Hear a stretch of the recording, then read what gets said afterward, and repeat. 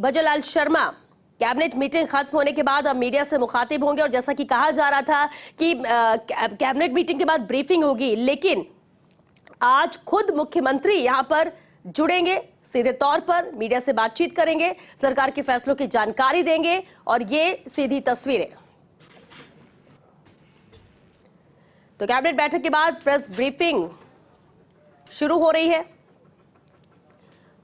मुख्यमंत्री प्रेस से मुखातिब होंगे।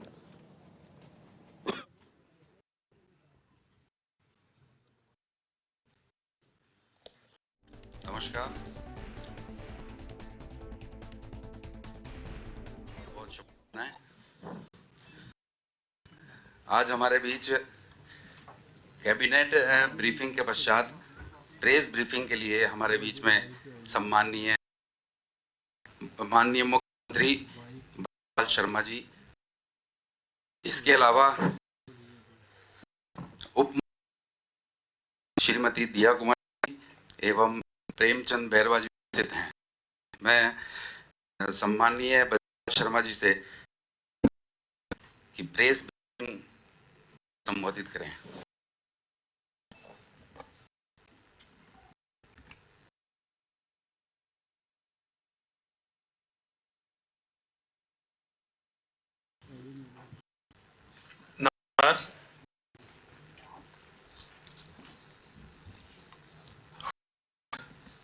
जैसा कि आपने बताया, आज हमारी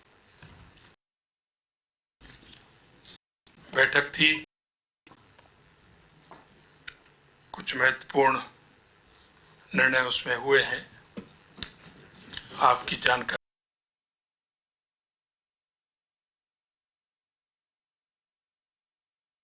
मित्रों,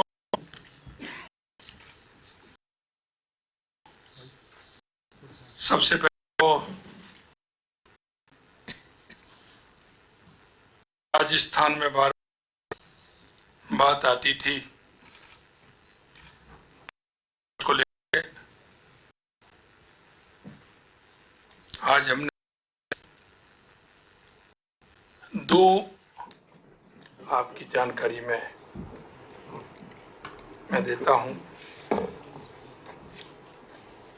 मित्रों,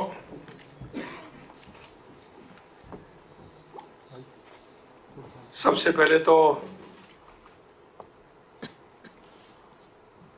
राजस्थान में बार बार बात आती थी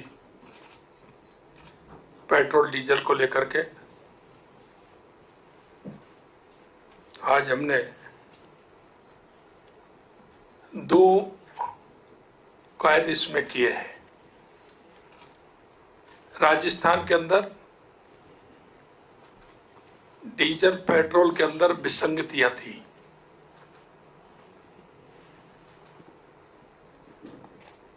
और विसंगतियां ये थी कि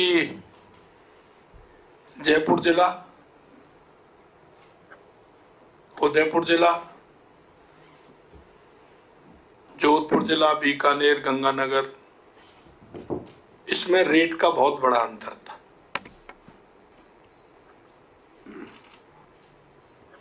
राजस्थान में डीजल में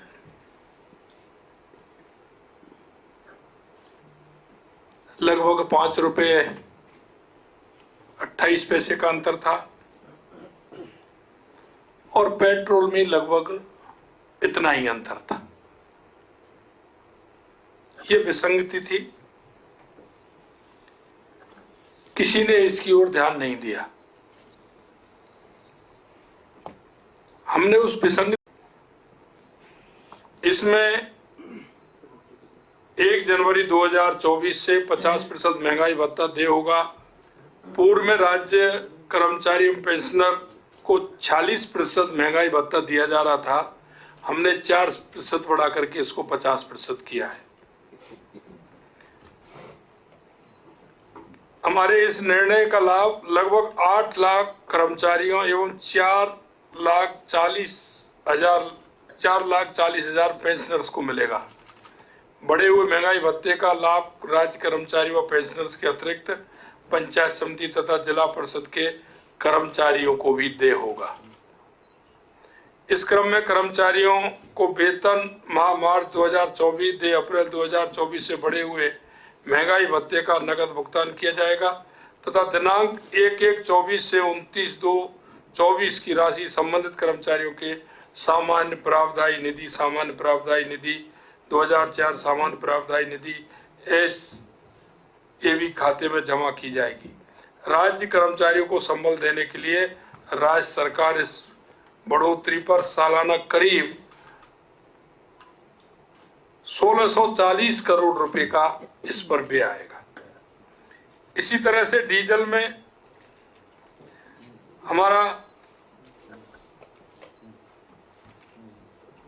जो है कल 15 तारीख से सुबह 6 बजे पेट्रोल डीजल की रेट कम हो जाएगी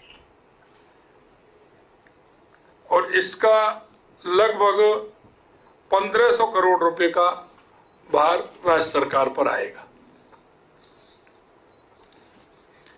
मित्रों, अगर मैं बात करूं 3 महीने की, तो आपने देखा होगा 3 महीने के अंदर लगातार पेपर लीक के मामलों को त्वरित जांच करने के लिए, दोषियों के खिलाफ सख्त कार्रवाई करने के लिए राज्य सरकार ने जो जनता के बीच में वायदा किया था और आपके सामने मैंने यहां से ही बैठ करके 16 दिसंबर को SIT के गठन की घोषणा आपके सामने यही मैंने की थी। उस SIT ने जिस तरह से काम किया है वो आपके सामने है।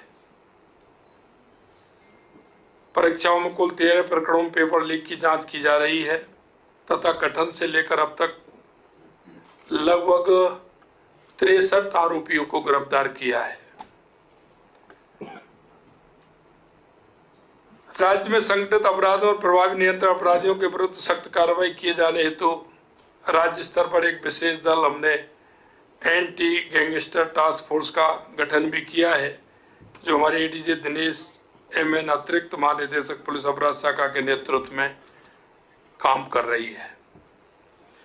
पुलिस द्वारा चलाए जा रहे विशेष अभियान आपने देखा है 5/1/2024 से 25/2/24 तक की गई कार्रवाई भी लगातार आपने अपने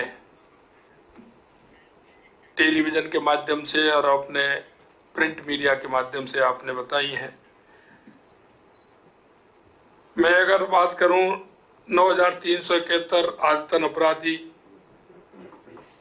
10,092 टॉप, 646 इनामी, 4,295 स्थायी वारंटियों को तथा 46 उद्घोषित अपराधियों को गिरफ्तार किया गया था।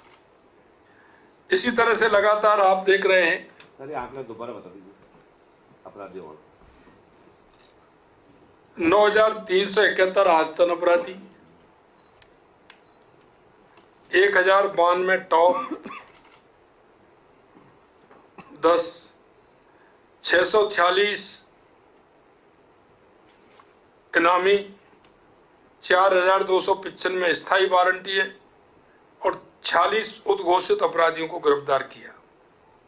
अवैध बजरी खनन के 602 प्रकरण दर्ज कर 420 व्यक्तियों को गिरफ्तार किया एवं 45,893 टन अवैध बजरी जब्त की गई। अवैध शराब के 3118 प्रकरण दर्ज किए, 2921 व्यक्तियों को गिरफ्तार एवं 2.40 लाख लीटर अवैध शराब जब्त की गई। इसी तरह मादक पदार्थों के विरुद्ध 619 प्रकरण दर्ज कर 732 व्यक्तियों को गिरफ्तार किया, 57.51 करोड़ रुपए के मादक पदार्थ जब्त किए। अवैध आग्नेय अस्त्रों के विरुद्ध 239 प्रकरण दर्ज किए, 312 व्यक्तियों को गिरफ्तार किया गया, 306 अवैध आग्नेयास्त्र और 821 अवैध कारतूस बरामद किए। सभी पुलिस स्टेशनों में महिला डेस्क स्थापित करने के क्रम में शेष रहे 174 पुलिस थानों में भी महिला डेस्क की स्थापना कर महिला पुलिस कर्मियों की नियुक्ति की जा चुकी है। यही नहीं मित्रों, बीट सिस्टम है, उसको भी हमने प्रभारी बनाया है। उसको प्रभावी बनाने के लिए हमने साधन संसाधन की बात हमने उनसे कही है।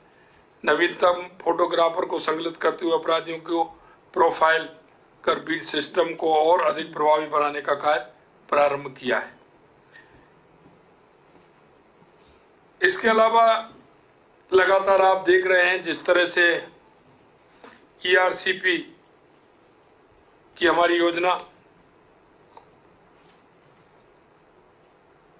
हमने प्रभावी रूप से रखते हुए उसके काम प्रारंभ हुआ है। उसका स्टाफ भी हमने लगा दिया और हमारी जमीन अधिग्रहण की कार्रवाई भी प्रारंभ करने का हमें निर्देशित किया है। ये काम भी हमारा आगे बढ़ा है। जैसा कि आपको पता है, उक्त लिंक परियोजना के द्वारा राजस्थान में पेयजल उद्योग हेतु जल राज्य में 13 जिले माने 21 जिले वर्तमान के, उनको पीने का पानी भी मिलेगा और 2,80,000 हेक्टेयर सिंचाई का भी, और हमारे बीच में रास्ते में पड़ने वाले बांधों को भी उससे भराया जाएगा। यमुना जल पर मई 1994 में संपादित समझौते के अनुसार से राजस्थान को हरियाणा स्थित ताजेवाला हेड पर मानसून के दौरान 1917 क्यूसेक जल आवंटित जल के उपयोग हेतु दिनांक 17/2/2024 को केंद्र सरकार, हरियाणा सरकार, राजस्थान सरकार के बीच में समझौता हुआ। ये आप सभी को उसकी जानकारी है। सड़कों की हम अगर बात करें तो आरओबी और सेतु बंधन के लिए केंद्र सरकार ने CRIF के तहत 972 करोड़ रुपए का अनुमोदन प्राप्त किया है। कल ही किया है उन्होंने, ये कल ही 972 करोड़ रुपए का अनुमोदन हमें प्राप्त हुआ है। राष्ट्रीय राजमार्गों की लागत राशि 840 करोड़ की स्वीकृति एवं निविदा जारी की गई है। वित्तीय प्रोत्साहन योजना के तहत पिछले 8 माह से लंबित 883 किलोमीटर के 297 कार्य राशि 119.77 करोड़ रुपए की स्वीकृति वर्तमान सरकार के प्रयासों से दिनांक 21/2/2024 को जारी की गई थी। मित्रों, मैं कहना चाहता हूं कि हमने हर विधानसभा के अंदर 5 करोड़ रुपए की सड़कों के निर्माण के लिए हमने स्वीकृति प्रदान की है। हर विधानसभा में 5 करोड़ रुपए की सड़कों की स्वीकृति हमने प्रदान की है। यही नहीं, 3 करोड़ रुपए की राशि हमने अस्पताल, विद्यालय, सामुदायिक भवन, इस तरह के जो कार्य हैं, पशु औषधालय, इसके लिए हमने 3 करोड़ रुपए, जहां जर्जर हैं, बना हुआ नहीं है, उसके लिए हर विधानसभा में हमने 3-3 करोड़ रुपए आवंटित किए। उनकी भी हमने स्वीकृति राशि की है। आप देख रहे हैं जिस तरह से बिजली के क्षेत्र में हमने 1,60,000 करोड़ का MOU किया है। उसके अलावा आज भी हमने 65,000 करोड़ रुपए का हमने बिजली के अंदर काम किया, यानी कि 2.25 लाख करोड़ रुपए का हमने काम किया है। इसका 3 साल बाद राजस्थान, हम कह सकते हैं कि बिजली के क्षेत्र में सरप्लस होगा। हम बिजली खरीदने वाले नहीं, हम बिजली बेचने वाले हमारा राजस्थान होगा। हमारी बिजली की पूरी आपूर्ति भी होगी और हम किसी दूसरे प्रदेश को बिजली दे भी सकेंगे। हम बिजली के क्षेत्र में आत्मनिर्भर होंगे। आपने देखा होगा, राज्य को विद्युत उत्पादन क्षेत्र में आत्मनिर्भर बनाने एवं राजस्थान राज्य विद्युत उत्पादन निगम के तंत्र को सुदृढ़ करने के लिए माननीय मुख्यमंत्री राजस्थान, माननीय केंद्रीय कोयला मंत्री भारत सरकार, माननीय केंद्रीय ऊर्जा मंत्री भारत सरकार की उपस्थिति में राजस्थान राज्य विद्युत उत्पादन निगम limited, NTPC limited, NTPC green energy limited, coal India limited एवं एनएलसी इंडिया लिमिटेड के मध्य दिनांक 10/3/2024 को 3325 मेगावाट की थर्मल परियोजनाएं एवं 28,500 मेगावाट की अक्षय ऊर्जा परियोजना संयुक्त उपक्रम के तहत स्थापित करने के लिए एमओयू किया गया था। पावर ग्रिड कॉरपोरेशन के साथ राज्य में प्रसारण तंत्र को सुदृढ़ एवं विकसित करने के लिए संयुक्त उपक्रम में 26.74 शेयर धारिता के अनुपात में स्थापना हेतु एमओयू किया गया, जिसके तहत 10,000 करोड़ रुपए का निवेश होगा। राजस्थान ऊर्जा विकास निगम एवं एसजेवीएन के मध्य 600 मेगावाट सौर ऊर्जा परियोजना से बिजली की आपूर्ति के लिए पावर परचेज एग्रीमेंट पर हस्ताक्षर किए गए। इसमें 100 मेगावाट ट्रैफिक आधारित निविदा प्रक्रिया के तहत 2.62 पैसे प्रति यूनिट तथा 500 मेगावाट एमएनआरआई की सीपीएसयू स्कीम के तहत 2.57 पैसे प्रति यूनिट की दर से 25 वर्ष के लिए विद्युत आपूर्ति की जाएगी। इसमें हमने रेट भी निर्धारित किया है और ये रेट एक दिन के लिए नहीं, 2 दिन के लिए नहीं, ये 25 साल के लिए है, क्योंकि आने वाले समय में आप सभी समझते हैं कि ऊर्जा की कितनी आवश्यकता रहेगी। उससे देखते हुए, जैसा कि मैंने पहले दिन आपको कहा था, हमारी सरकार योजना बनाते समय इस बात का ध्यान रखेगी कि वो योजना लंबे समय के लिए हो। आने वाले 20 साल, 25 साल के लिए हमारी, 30 साल के लिए हमारी योजना हो। अगर हम लंबी योजना बनाएंगे, उसे आगे देखते हुए बनाएंगे, तो वो योजना की लागत कम होगी और हमारा फायदा उसको लंबे समय तक मिलेगा। हमारी सोच हमारे राजस्थान को विकसित राजस्थान बनाना है। हमारी सोच हमें हर क्षेत्र में राजस्थान को अग्रणी राजस्थान बनाना है। चाहे हमारा पानी की व्यवस्था हो, बिजली की हो, और हमारी धीरे धीरे आप देखेंगे हमने जिस क्षेत्र के लिए योजनाओं की आवश्यकता होगी, वो योजनाएं हमारी 20 और 25 साल के लिए होंगी। मैं आपसे कहना चाहता हूं कि हमारी ये जो कोल आधारित परियोजना 800 मेगावाट सौर ऊर्जा परियोजना ट्रैफिक आधारित निविदा प्रक्रिया माध्यम से करने हेतु प्रक्रिया प्रारंभ कर दी गई है। इन परियोजनाओं को स्थापना से लगभग 64,000 करोड़ रुपए का निवेश अपेक्षित है। इसमें अलग अलग है, 4 हमारी योजनाएं, चारों में अलग अलग हैं। आज हमारी 65,000 करोड़ रुपए की है। इन सभी को मिलाकर के मैं आपसे कहना चाहता हूं कि इन योजनाओं को हमने जिस तरह से निर्धारित किया है, आज भी हमने जो एक योजना हमारी है उसको भी हमने 65,000 करोड़ रुपए की योजना बिजली की, एनर्जी की जो दी है, इन दोनों को मिलाकर के हमारी योजना काफी बड़ी योजना हमारी होती है, जो आगे हमारा 25 साल तक हमारा इन पर काम चलेगा। आपने देखा होगा हमने किसानों के लिए, जैसा हमने कहा और हमारे वायदे में जो हमने आपसे बात रखी कि किसानों के लिए हमने किसान सम्मान निधि देने का काम हमने किया है, और 100 दिन की कार्य योजना में भी हमने जिस तरह के कार्य किए हैं वो सभी कार्य आपके सामने आपको मिलेंगे।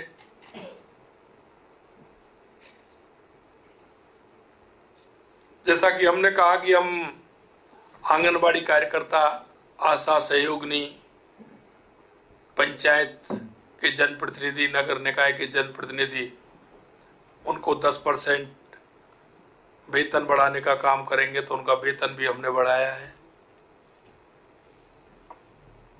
किसानों को यही नहीं, सम्मान निधि के अलावा हमने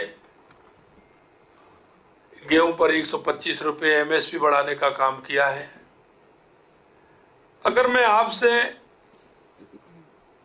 ये कहूं कि पिछली सरकार को अगर आप देखेंगे 3 महीने के कार्य को और हमारे 3 महीने का कार्य का आंकलन करेंगे तो आपको एक बहुत बड़ा अंतर उसमें मिलेगा। हम विश्वास इसी पर करते हैं कि देश के प्रधानमंत्री सम्माननीय नरेंद्र मोदी जी कहते हैं वो करते हैं। भारतीय जनता पार्टी जो कहती है वो करती है। हमने जनता के बीच में जो वायदे किए हैं हम उस एक एक वायदे को समय से पहले पूरा करेंगे। देश के यशस्वी प्रधानमंत्री नरेंद्र मोदी जी के नेतृत्व में जो जनता को विश्वास है कि मोदी जी जो कहते हैं वो करते हैं और करते हैं वो ही कहते हैं। हमारी ये डबल इंजन की सरकार राजस्थान के अंदर उन सभी वायदों को समय पर पूरा करेगी, ये हम आपको विश्वास दिलाते हैं। 3 महीने के कार्य बहुत हैं, आपको उसकी सूची निश्चित रूप से हमारे मीडिया विभाग से मिलेगी। हम आपको पूरी सूची, क्योंकि बड़ी है, हम आपको उसको देने वाले हैं। और मैं आपसे इतना ही कहना चाहता हूं मित्रों, क्योंकि आप भी हमारी योजनाओं को नीचे तक पहुंचाने का काम कर रहे हैं। आपके माध्यम से हमारी योजनाएं और योजनाओं का आकार नीचे तक जाता है। मैं आपसे यही कहना चाहता हूं कि आप जो माननीय यशस्वी प्रधानमंत्री नरेंद्र मोदी जी कहते हैं, हमारी सरकार उस पर खरा उतरेगी और हमने जो आप जनता के बीच में जो वायदे किए हैं उनको हम पूरा करेंगे। बहुत बहुत धन्यवाद। भजनलाल जी, पेट्रोल डीजल समान पूरे राजस्थान में एक समान रहेगा? एक मिनट। बहुत बहुत धन्यवाद सम्माननीय मुख्यमंत्री जी एवं उप मुख्यमंत्री जी, बहुत बहुत धन्यवाद, आपका आभार। मैं सभी पत्रकार। तो कैबिनेट की बैठक खत्म होने के साथ ही कैबिनेट ब्रीफिंग की खुद मुख्यमंत्री भजनलाल शर्मा ने, और बड़ा फैसला जिसका इंतजार था और जो पहले ही कहा गया था कि आज इस पर फैसला होगा, वह पेट्रोल डीजल पर फैसला आ चुका है। 2% वैट कम करने का फैसला राज्य सरकार ने किया है और कल सुबह से ही ये लागू भी हो जाएगा। बड़ा और अहम फैसला, जहां पेट्रोल में ₹1.40 से ₹5.30 तक कम होंगे, तो वहीं डीजल में ₹1.34 से ₹4.85 तक कम होगा प्रति लीटर दाम, और ये कल सुबह से ही लागू हो जाएगा। इसके अलावा कर्मचारियों का डीए 4% बढ़ाया गया, जैसा कि कहा ही जा रहा था, और इससे सीधे तौर पर 8 लाख कर्मचारियों को लाभ होगा, 4,40,000 पेंशनर्स को इससे लाभ होगा। तो कल सुबह 6 बजे से पेट्रोल डीजल पे वैट कम हो जाएगा 2%, यानी जो आज बड़ा फैसला लिया गया है वो कल से लागू कर दिया जाएगा। इससे 1500 करोड़ का भार राज्य सरकार पर आएगा। कैबिनेट मीटिंग में जिस तरह से अहम फैसले लिए गए, खुद उसकी जानकारी मुख्यमंत्री भजनलाल शर्मा ने दी, साथ ही दोनों उप मुख्यमंत्री भी मौजूद रहे।